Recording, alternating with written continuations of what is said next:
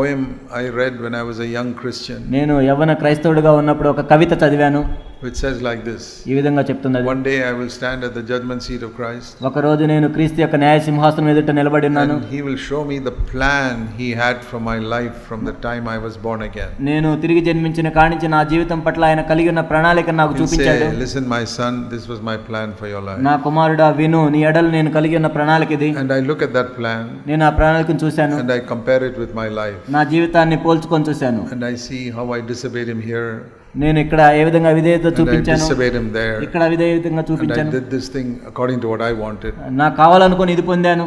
That's the poem says like that. ఆ కవితలో అలా ఉంటుంది. And I feel so sad. అయ్యో నేను ఎంతో విచారించాను. How foolish I was. నేను ఎంతో బుద్ధిహీనుడు కదా. God made such a wonderful plan for me. నా ఎడల దేవుడు అంత అద్భుతమైన ప్రణాళిక చేశాడు. I spoiled it by not listening to him. దేవుని మాటలు వినకుండా నేను పాడు చేసుకున్నానే. And now I am standing at the judgment seat of Christ. ఇప్పుడు క్రీస్తు యొక్క న్యాయ సింహాసనం ఎదుట నిలబడి ఉన్నాను. And I feel so sad. నేను ఎంతో విచారంలో మునిగిపోయాను. I missed God's plan for my life. నా ఎడల దేవుని ప్రణాళిక నేను కోల్పోయాను. So in the poem says, ఆ కవితలో ఈ విధంగా చెప్పబడింది. That judgment seat has not yet come. కానీ ఆ క్రీస్తు న్యాయ సింహాసనం ఇంకా రాలేదు. Still in the future. ఇంకా భవిష్యత్తులో ఉంది. So Lord, I've got a few more years left of my life. ఓ ప్రభువా, నా జీవితంలో ఇంకా కొన్ని సంవత్సరాలు మిగిలే ఉన్నాయి. So many years I wasted. అనేక సంవత్సరాలు వ్యర్థం చేశాను ఇప్పటికే. Now the rest of my life, ఇప్పుడు నా మిగిలిన జీవితం, even if you got 10 more years, 10 సంవత్సరాలు ఉన్నా సరే, or 20 years, 20 సంవత్సరాలు ఉన్నా సరే, okay, you wasted 50 years. సరే నువ్వు 50 సంవత్సరాలు వ్యర్థం చేశావు. Lord, whatever is left, ఓ ప్రభువా, ఏదైతే మిగిలిందో please help me to do something at least with the rest of my life. ఓ ప్రభువా, దయచేసి మిగిలిన జీవితం అంతా నీ కోసం ఏదో చేయడానికి సహాయం చేయండి. Years that are left, I give them to your hand. ఓ ప్రభువా, ఆ మిగిలిన జీవితం నీ చేతుల్లో పెడుతున్నాను. Break me and mold me. ఓ ప్రభువా, నన్ను విరగొట్టండి, మీకు అనుగుణంగా మార్చండి. Make me more Christ-like. క్రీస్తు వలె నన్ను మార్చండి. That at least the remaining 20 years of my life I will do something. కనీసం మిగిలిన 20 సంవత్సరాలైనా ఏదో ఒకటి చేస్తాను మీకోసం. If you can do that, మీరు ఆ విధంగా చేయగలిగినట్లయితే, at least the rest of your life you can do something for God. కనీసం మీ జీవితంలో మిగిలిన సంవత్సరాలైనా దేవుని కోసం ఏదైనా చేయొచ్చు. And those of you who are 17, 18 or 20 years old, ఎవరైతే 17, 18, 20 సంవత్సరాల వయసులో ఉన్నారో, you are so blessed to hear this message at this age. ఈ వయస్సులో ఈ వర్తమానం వినటం అనేది మీరు ఎంతో ధన్యులు. I am so happy that I understood God's plan when I was 20 years old. నాకు 20 సంవత్సరాల వయసు ఉన్నప్పుడే దేవుని యొక్క ప్రణాళిక నేను అర్థం చేసుకున్నాను. దాన్ని బట్టి నేను ఎంతో సంతోషించాను. Not when I was 45. నాకు 45 వచ్చినప్పుడు కాదు. If I had done that, I would have married the wrong person.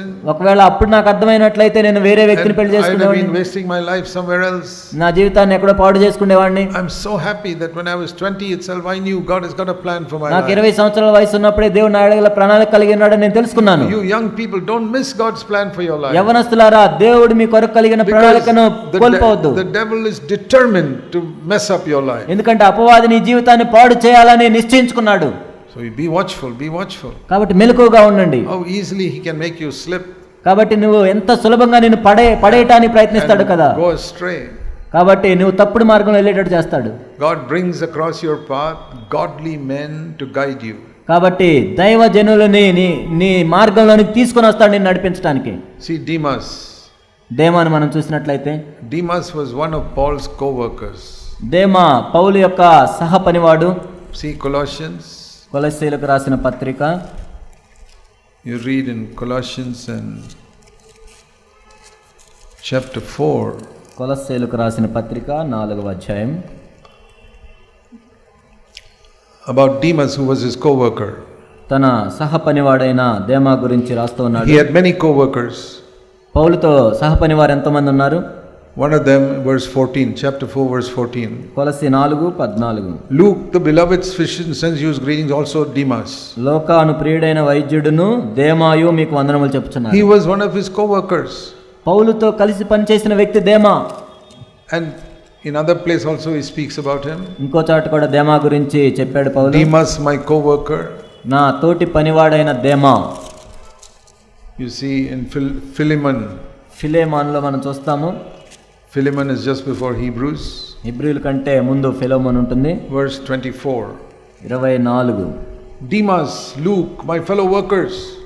దేమా లోక వందనములు చెప్తున్నారు, నా తోటి పనివారు. They were co-workers in Paul's team.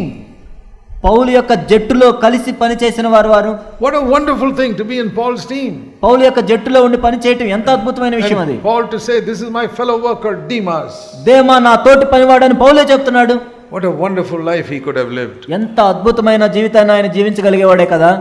But కానీ after some years, కొన్ని సంవత్సరాల తర్వాత 2 Timothy 4 verse 10, 2 తిమోతి 4:10లో మనం చూసినట్లయితే he says, Demas has loved this present world, has deserted me and gone to Thessalonica. దేమా ఇహలోకమును స్నేహించి నన్ను విడిచి తెస్సలోనికకు వెళ్ళెను. You know, there are many things in the world. ఈ లోకంలో అనేక విషయాలు ఉంటాయి. So when it says he loved the world, what is it he loved? ఈ లోకాన్ని ప్రేమించాడు అంటే మరి ఏం ప్రేమించాడు? The world has got basically, let's say, 3 things. ఈ లోకంలో ముఖ్యంగా 3 విషయాలు ఉంటాయి. Pleasure, సౌఖ్యం, money, డబ్బు, honor. ఘనత. Which of these did Demas go after? మరి దేమా ఈ 3 విషయాల్లో దేని వెంట వెళ్ళి ఉంటాడు? Did he marry some wrong person? ఒక తప్పుడు వ్యక్తినన్నా పెళ్లి చేసుకున్నాడా? For pleasure? సౌఖ్యం కోసం? Or did he seek for a comfortable life? లేకపోతే సౌకర్యమైన జీవితం జీవించడానికి చూస్తున్నాడా? This going with Paul and all is very uncomfortable. లేకపోతే పౌలుతో వెళ్ళటం ఎంతో అసౌకర్యంగా ఉంటుంది. Or did he go after money? లేకపోతే డబ్బు వెంట పరిగెత్తాడా? This working with Paul, I don't get much money. పౌలుతో కలిసి పని చేస్తే నాకు డబ్బులు రావు. But if I start out on my own as a preacher, I can make more money. నేను ఏదో బోధకుడిగా నా సొంతది నేను పెట్టుకుంటే నాకు ఎక్కువ డబ్బులు వస్తాయి. Did he go after honor? లేనట్లయితే ఘనత కోసం వెళ్ళాడా? This working with Paul, I'll always be his junior.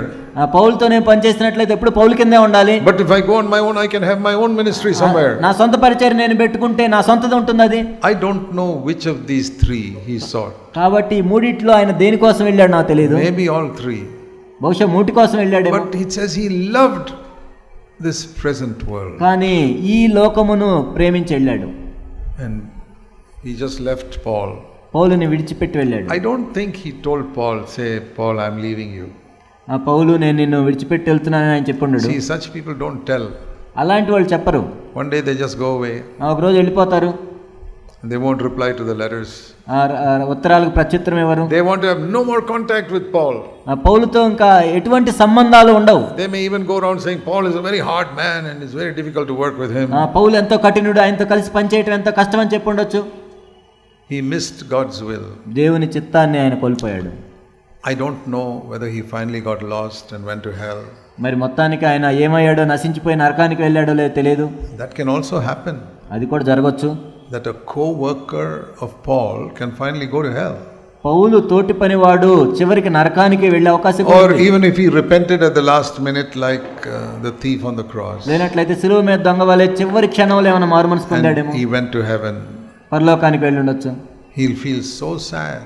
ఒకవేళ పరలోకానికి వెళ్ళినా ఎంతో చింతిస్తాడు. When he sees the plan God had for his life and he ruined it. తన జీవితంలో దేవుని కలిగి ఉన్న ప్రణాళికను చూశాడు కానీ పాడు చేసుకున్నాడు. By certain choices he made. తాను తీసుకున్న నిర్ణయాల ద్వారా, ఎంపిక ద్వారా.